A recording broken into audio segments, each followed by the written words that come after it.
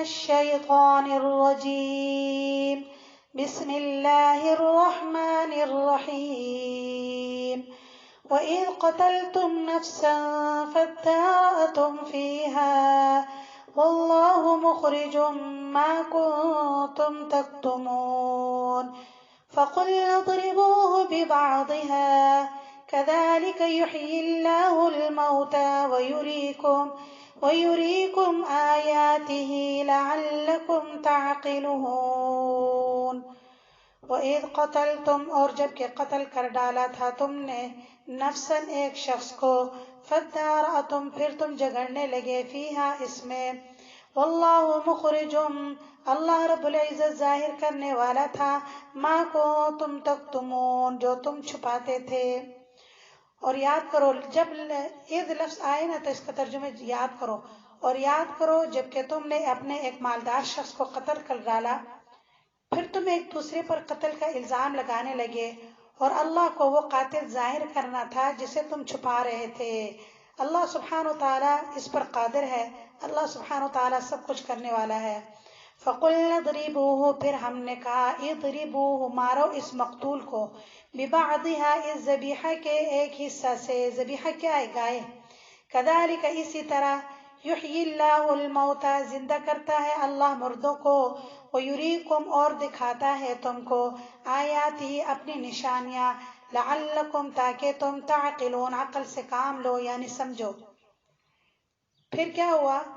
پھر جب وہ گائے ذبح کر چکے تو ہم نے حکم دیا کہ مقتول کو اس ذبح شدہ گائے کے کسی ٹکڑے سے مارو تو زندہ ہو جائے گا اور خود اپنا قاتل بتا دے گا. چنانچہ انہوں نے ایسا کیا تو مردہ زندہ ہو گیا اور مردے نے بتایا کہ میرے ہی یعنی ان کے وارث میں سے وارثوں نے کسی نے مال کے لالچ سے اسے قتل کر ڈالا.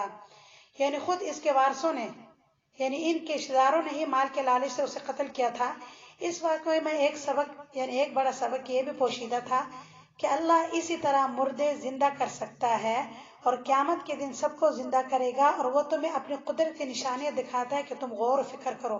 اسی طرح اللہ سبحانہ وتعالیٰ قیامت کے دن زندہ کرے گا.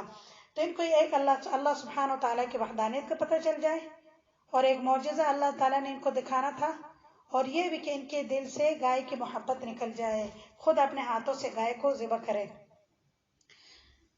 ثم قست قلوبکم پھر سخت ہو گئے تمہارے دل من بعد ذلك اس کے بعد یعنی بعد اس کے فہی کالحجارہ پس وہ پتھر جیسے یعنی اس کے بعد تمہارے دل سخت ہو گئے گویا کہ وہ پتھر ہیں یا اس سے بھی سخت او اشد قسوہ یا اس سے بھی زیادہ سخت.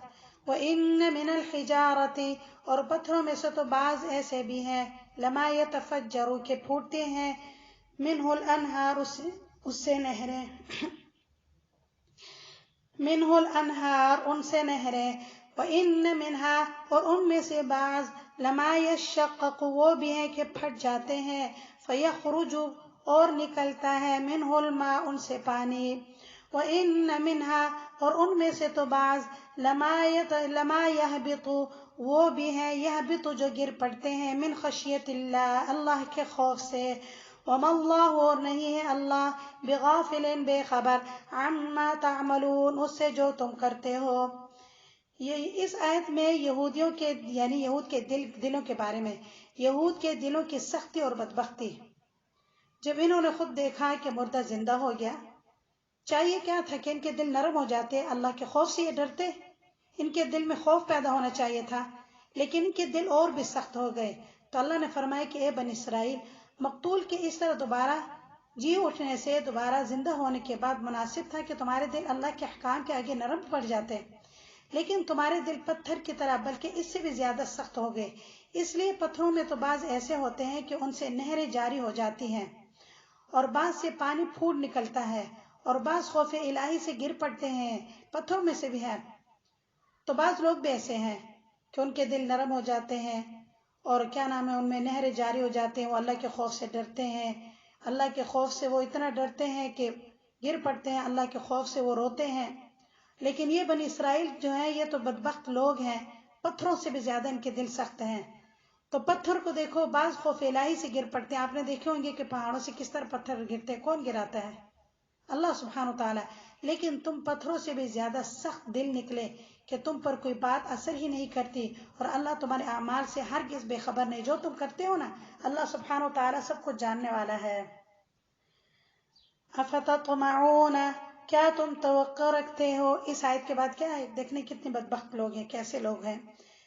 تو اے مسلمانوں، کیا اب بھی تم توقع رکھتے ہو، تمہ رکھتے ہو، توقع رکھتے ہو، یؤمنو کہ وہ ایمان لائیں گے، لکم تمہارے کہنے سے، وقد کان فریق منہم، وقد کان حالانکہ ہو چکا ہے، فریق ایک گروہ، منہم ان میں سے ایسا بھی، یعنی وقد کان فریق منہم اہل کتاب، یعنی ان یؤمنو، افتطمعون ان یؤمنو لکم، یہاں پر خطاب کسے، مومنوں سے، اے مسلمانوں کیا اب بھی تم توقع رکھتے کہ یہ اہل کتاب تمہاری بات تسلیم کر لیں گے، حالانکہ ان میں سے ایک گروہ ایسا تھا کہ وہ اللہ کا کلام سنتے تھے، یسمعون جو سنتے تھے، کلام اللہ، کلام اللہ کی، کلام اللہ، کلام اللہ کا، یعنی اللہ کا کلام سنتے تھے، ثم یحرفونہ، پھر بدل ڈالتے تھے اس کو، یعنی اس میں تبدیلی لاتے تھے، پھر اسے بدل ڈالتے تھے، من بعد ما عقلوا، من بعد پس، یعنی بعد، من بعد ما عقلوا، بعد اس کو سمجھنے سے، مطلب کیا ہے، یعنی اس کے بعد، اس کے سمجھنے کے بعد، بعد اس کو سمجھ لینے کے، یعنی من بعد کا ترجمہ کیا ہے، بعد، ما عقلوہ اس کو سمجھ لینے کے، ویسے پورا کیا پڑھیں گے، پھر خوب سمجھ لینے کے بعد ان میں سے تبدیلی کر دیتے تھے، وہم یعلمون، حالانکہ وہ خوب جانتے تھے، حالانکہ وہ جانتے تھے کہ یہ بات سچ ہے، یہ قرآن سچ ہے، یہ پیغمبر سچ ہے۔ تو اس آیت میں ان کی بدبختی، یہود سے ایمان کی توقع، اے مسلمانوں یہود سے توقع نہ رکھو کہ وہ تمہارے کہنے سے ایمان لے آئیں گے، حالانکہ ان میں سے ایک گروہ ایسا بھی گزرا ہے جو اللہ کا کلام سن کر اسے خوب سمجھ لینے کے بعد جان بوجھ کر اس میں تحریف اور تبدیلیاں کر دیتا تھا۔ یہود نے تورات میں لکھی ہوئی آخری نبی صلی اللہ علیہ وآلہ وسلم سے متعلق پیشنگوئیاں اور نشانیوں کو تبدیل کر دیا تھا، اور احکام شریعت میں اپنے خواہشات کے مطابق تبدیلیاں کر دی تھی۔ تو اللہ تعالیٰ اس کے بارے میں فرماتے ہیں، کیا اب بھی تم توقع رکھتے ہو ایسے بدبخت لوگوں سے جو اللہ کا کلام سننے کے بعد بھی، خوب سمجھنے کے بعد میں اس پہ تبدیلی لاتے ہیں، اور وہ خوب جانتے ہیں کہ یہ پیغمبر محمد صلی اللہ علیہ وآلہ وسلم آخری نبی ہیں اور صحیح نبی ہیں۔ وَإِذَا لَقُوا الَّذِينَ، اور جب وہ ملتے ہیں، ملاقات کرتے ہیں، الذین ان لوگوں سے، آمنوا جو ایمان لا چکے ہیں، یعنی جو ایمان لائے، قالوا تو وہ کہتے ہیں، آمنا ہم بھی ایمان لائے ہیں، وَإِذَا خَلَا اور جب وہ علیحدگی میں ہوتے ہیں، یعنی علیحدہ ہو جاتے ہیں آپس میں اپنے شیطانوں کی طرف، بعضهم الی بعض ایک دوسرے کے پاس، قالوا تو کہتے ہیں، یعنی کیا کہتے ہیں، اے بھائیو، اتحدثون کیا تم بتا دیتے ہو انہیں، بما فتح اللہ وہ راز جو کھولے ہیں اللہ نے، علیکم تم پر، لیحاجوکم تاکہ یہ حجت کریں تم سے، یعنی تاکہ وہ جھگڑا کریں تم سے، بھی اس کی وجہ سے، عند باری عند ربکم تمہارے رب کے پاس، عند ربکم تمہارے رب کے پاس، افلا تعقلون پس کیا تم عقل نہیں رکھتے۔ اب اس آیت کی تفسیر یہ ہے کہ مدینہ میں اہم یہودی خاندان بھی آباد تھے، اور ان میں تورات کے عالم بھی موجود تھے، لیکن ان میں اکثر منافق اور دوغلی پالیسی سے کام لیتے تھے، لیکن ان میں اکثر وہ منافق بھی تھے، یعنی مسلمانوں کو کہتے تھے ہم ایمان لا رہے، یہودی سے ملتے تھے ان کے ساتھ ہو جاتے تھے، تو ان کی دوغلی پالیسیاں تھیں اس میں۔ چنانچہ فرمایا کہ جب وہ منافق یہودی مسلمانوں سے ملتے ہیں تو زبان سے اسلام کی تصدیق کرتے ہیں، لیکن جب اپنے لوگوں کے پاس جاتے ہیں تو آپس میں کہتے ہیں کہ نبی آخر زمان کی جو صفت تورات میں ہے، یعنی آپس میں کیا کہتے ہیں، جو صفت تورات میں تم مسلمانوں سے کیوں بیان کر دیتے ہو۔ یہ یہودی جب مسلمانوں کے پاس جاتے تھے نا تو خوشامد کی وجہ سے کہتے تھے کہ ہاں یہ تو وہی نبی ہے جس کا ذکر تورات میں گزر چکا ہے، لیکن جب یہ اپنے بڑوں سے ملتے تھے نا، اوروں سے، تو وہ کہتے تھے ان کو کہ تم کیوں ان کو بتاتے ہو کہ وہی آخری نبی ہے، وہ قیامت کے دن تمہارے خلاف اللہ کے سامنے پیش کریں گے، یعنی تمہارے خلاف یہ جھگڑیں گے، تمہارے خلاف اللہ تعالیٰ کے سامنے باتیں کریں گے، تم آج صلی اللہ علیہ وآلہ وسلم کو جانتے ہو ان پر ایمان نہیں لائے، یعنی اللہ تعالیٰ فرمائیں گے کہ تم جانتے ہو ایمان نہیں لائے، کیا تمہیں اتنی بھی عقل نہیں؟ تو اگلی آیت میں کیا اللہ تعالیٰ فرماتے ہیں کہ اللہ نہیں جانتے، یہ چھپا رہے ہیں اس بات کو۔ ابن عباس رضی اللہ تعالیٰ عنہ فرماتے ہیں کہ جب یہ یہودی مدینہ میں مسلمانوں سے ملتے تو کہتے کہ ہم ایمان رکھتے ہیں کہ محمد صلی اللہ علیہ وآلہ وسلم اللہ کے رسول ہے، لیکن وہ ہم بنی اسرائیل کے لیے نہیں، کبھی کبھی یہ بھی کہتے تھے کہ ہم بنی اسرائیل کے لیے نہیں، یعنی یہ بنی اسرائیل کے لیے نہیں ہے، صرف تو تم عربوں کے لیے نبی ہیں۔ اور جب اپنے بڑوں سے ملتے تھے وہ ان کو کہتے تھے کہ تم کیوں یہ کہتے ہو کہ یہ آخری نبی ہے؟ یہ تو قیامت کے دن اللہ کے ہاں تمہیں پیش کریں گے اور اللہ کے ہاں تمہارے ساتھ جھگڑا کریں گے۔ تو اللہ سبحانہ وتعالیٰ نے اس جواب میں فرمایا اولا یعلمون، کیا وہ نہیں جانتے، ان اللہ یعلم، کہ اللہ رب العزت خوب جانتا ہے، ما یسرون، جو کچھ وہ چھپاتے ہیں اللہ تعالیٰ جانتے ہیں، وما یعلنون، اور جو کچھ وہ ظاہر کرتے ہیں۔ کیا وہ احمق اتنا بھی نہیں جانتے؟ اللہ ان کے ظاہر و باطن سب اعمال کو خود ہی جانتا ہے، ان کے بتانے نہ بتانے سے کچھ فرق نہیں پڑتا، وہ نہ بتائیں اور چھپ کے دل میں رکھیں، وہ اس بات کو چھپا لیں، اللہ تعالیٰ قیامت کے دن ظاہر کریں گے کہ تمہیں معلوم تھا، تم سب کچھ جانتے تھے، جان بوجھ کر تم محمد رسول اللہ صلی اللہ علیہ وآلہ وسلم پر ایمان نہیں لائے۔ وَمِنْهُمْ، اور بعض ان میں سے، امیون ان پڑھ ہیں، لا يعلمون الکتاب، وہ نہیں جانتے کتاب کو، الا امانی، سوائے جھوٹی آرزوؤں کے، وَإِنْهُمْ، اور وہ وَإِنْهُمْ نہیں ہے وہ، الا يظنون، صرف گمان سے کام لیتے ہیں، اور وہ اور کچھ نہیں، وَإِنْهُمْ یعنی وہ اور کچھ نہیں، الا يظنون، صرف گمان سے کام لیتے ہیں۔ یہ کون سی یہودی ہے؟ اور یہودی میں بعض لوگ ان پڑھ ہیں، اس کی تفسیر یہ ہے کہ یہودی میں بعض لوگ ان پڑھ ہیں جنہیں تورات کا کچھ بھی علم نہیں، وہ تو صرف اپنے عالموں سے سنی ہوئی محض خیالی باتوں اور جھوٹی آرزوں میں مگن ہیں، مثلا یہ بات کہ یہود کے سوا کوئی جنت میں نہ جائے گا، اور یہ کہ ہم نبیوں کے اولاد ہیں، وہ ہمیں ضرور بخشوا لیں گے، وغیرہ وغیرہ۔ اپنے آپ سے یہ یعنی ان پڑھ تھے، انہیں پتہ بھی نہیں تھا، اپنے آپ سے باتیں کر رہے تھے اور گمانے کے پیچھے جا رہے ہیں۔ فویل للذین، پس خرابی ہے ان لوگوں کے لیے، یکتبون الکتاب، جو لکھتے ہیں کتاب، تحریر بایدیہم، اپنے ہاتھوں سے، ثم یقولون، پھر کہتے ہیں وہ ثم یقولون، پھر کہتے ہیں، ھذا من عند اللہ، یہ اللہ کی طرف سے ہے، لیشتروا، تاکہ لیں، بھی اس کے بدلے، ثمنا قلیلا، قیمت تھوڑے، یعنی تھوڑی سی قیمت حاصل کر لیں۔ اگر زیادہ قیمت بھی لے نا، بادشاہی بھی لے، لیکن آخرت کے مقابلے میں دنیا میں جو کچھ بھی ہے آخرت کے مقابلے میں کچھ بھی نہیں۔ فویل لہم، پس خرابی ہے، دیکھنا ویل، ہلاکت، خرابی، تباہی، لہم ان کے لیے، مما کتبت، اس کی وجہ سے جو لکھا، ایدیہم، ان کے ہاتھوں نے، وویل لہم، اور تباہی ہے، خرابی ہے ان کے لیے، مما یکسبون، بسبب اس کے، یکسبون، جو وہ کماتے ہیں۔ اس آیت کی تفسیر یہ ہے کہ اللہ کے احکام میں یہود کی تعریف، فویل للذین یکتبون الکتاب، اپنے ہاتھ سے ہی کتاب لکھتے ہیں، اللہ کے احکام میں یہود کی تعریف ہلاکت اور خرابی ہے ان کے لیے جو تورات میں نبی آخر زمان کی تعریف والی آیات اور دیگر احکام کو بدل کر اپنے ہاتھوں سے کچھ اور لکھتے تھے، یعنی اپنے ہاتھوں سے لکھ لیتے تھے اور پھر عوام سے کہتے ہیں کہ یہ اللہ کا کلام ہے تاکہ ان سے دنیاوی فائدہ حاصل کرے۔ پس ان کا یہ عمل اور حرام کی کمائی قابل مذمت ہے کہ دنیاوی فائدے کے خاطر اللہ کے کلام کو تبدیل کر رہے ہیں، جیسے کہ آج کل ایسی کتابیں ہیں نا کہ آپ کو سمجھ بھی نہیں آئے گی، دیکھنے کیا کچھ لوگ لکھ رہے ہیں، اپنے آپ سے درود اور اپنے آپ سے باتیں، اپنے آپ سے وظیفے، اپنے آپ سے سارے غلط کام۔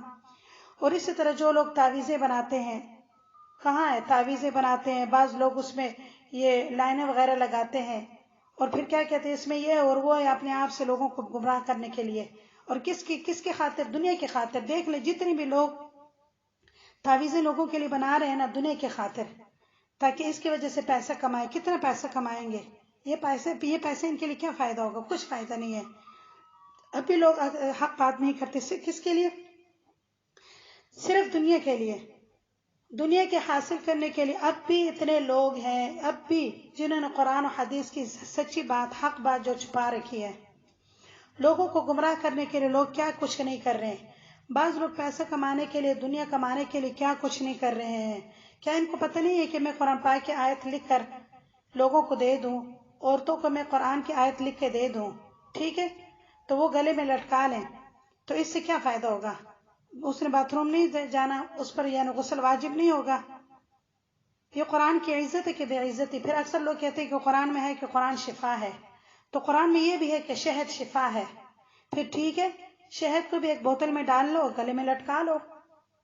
قرآن شفا ہے، شفا سے مطلب کیا ہے؟ قرآن پڑھو، قرآن پر عمل کرو، قرآن کو سمجھو۔ صرف یہ نہیں کہ قرآن پڑھ لیو بات ختم، قرآن کو پڑھنا، قرآن پر عمل کرنا، قرآن کو سمجھنا یہ بہت ہی ضروری ہے۔ یہ کسی تعویذ گنڈوں کی کتاب نہیں، یہ کوئی قبرستان کی کتاب نہیں کہ وہاں جا کے پڑھ لو۔ یہ کتاب کس کی کتاب ہے؟ کتاب انزلناہ الیک لتخرج الناس من الظلمات الی النور۔ اللہ فرماتے ہیں یہ قرآن اس لیے نازل کیا ہے کہ لوگوں کو کفر اور شرک کے اندھیروں سے نکال کر توحید کی روشنی کی طرف لاؤ۔ یہ کوئی انتر منتر کی کتاب نہیں، یہ سمجھنے اور پڑھنے کی کتاب ہے۔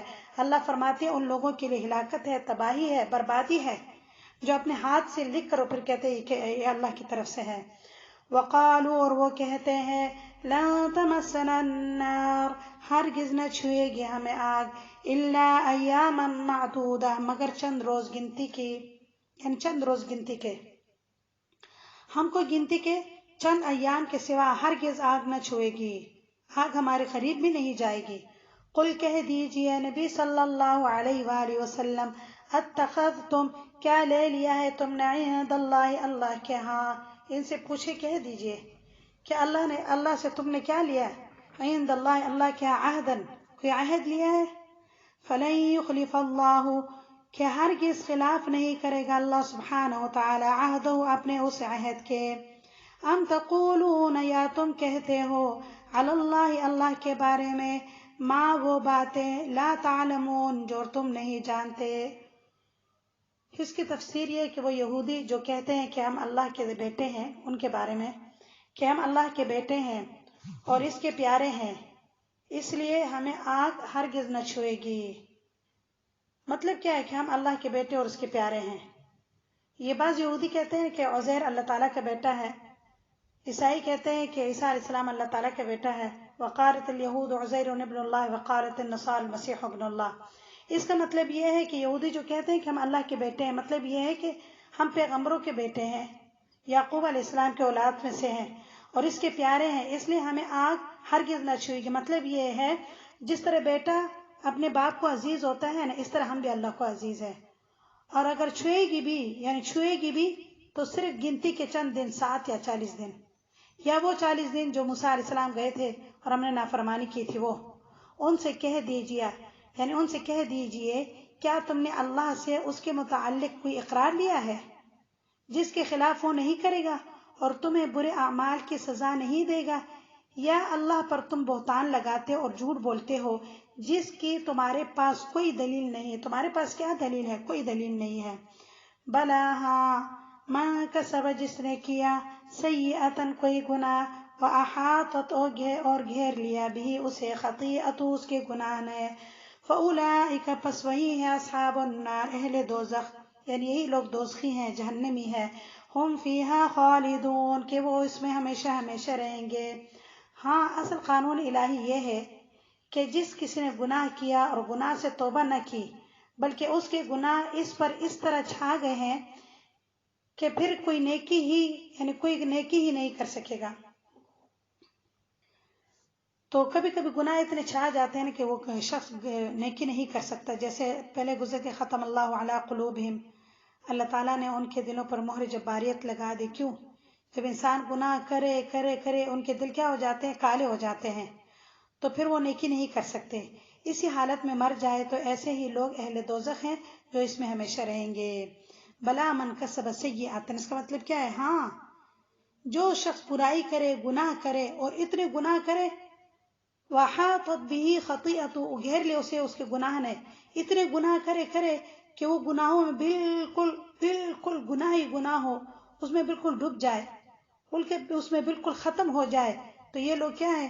یہی لوگ دوزخی ہیں۔ یہ بات نہیں کہ تم کہو کہ بس ہم تو جنت میں جائیں گے، تھوڑے دن سے جہنم میں رہیں گے، پھر واپس ہم ہو جائیں گے، جنت میں جائیں گے۔ اللہ تعالیٰ فرماتے کہ یہ بات نہیں ہے۔ جس نے برائی کی اس کی جگہ کیا ہے؟ اس کی جگہ کون سی ہے؟ فاولئک اصحاب النار، یہی لوگ اہل دوزخ، یہی اہل دوزخ ہیں، یہی دوزخی ہیں، یہ ہمیشہ اس میں رہیں گے۔ والذین آمنوا، اور وہ لوگ آمنوا جو ایمان لائے، وعملوا الصالحات اور عمل کیے نیک۔ وعملوا الصالحات اس کا مطلب کیا ہے؟